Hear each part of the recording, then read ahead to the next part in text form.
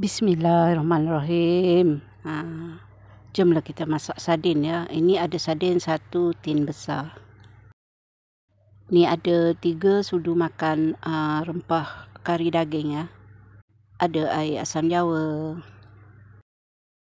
Ada 1 sudu kecil hal bercampur ya. 2 biji bawang besar, 3 biji bawang putih.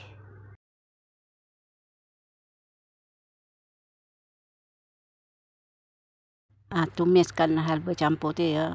Api jangan kuat sangat ya, agak-agak lah. Masukkan bawang tu. Masak bawang tu hingga layu ya. Daun kari. Daun kari upah ni frozen tu sebab macam tu. Simpan dalam peti beku ya. Bila nak guna adalah. Ni rempah kari daging tadi yang dibancuh dengan air ya. Bancuh air tu lebih sikit. Biar rempah kari tu mendidih dan pecah minyak, kering sedikit ya.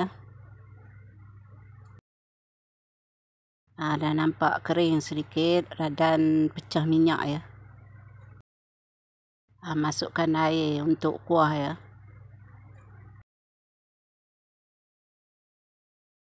Air asam jawa,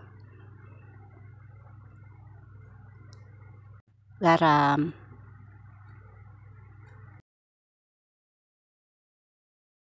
dah pun mendidih ya.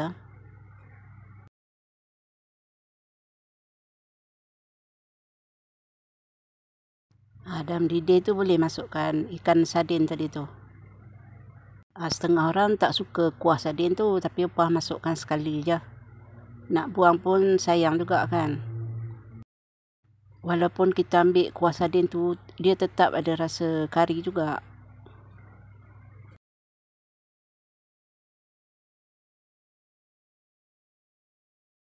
Tunggu mendidih dan kering sedikit ya. Tak lama pun sebab sardin tu kan dia lembut. Ini dah kering sedikit, kira dah masak lah ya.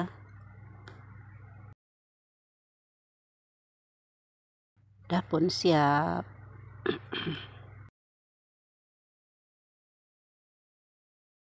Assalamualaikum warahmatullahi wabarakatuh.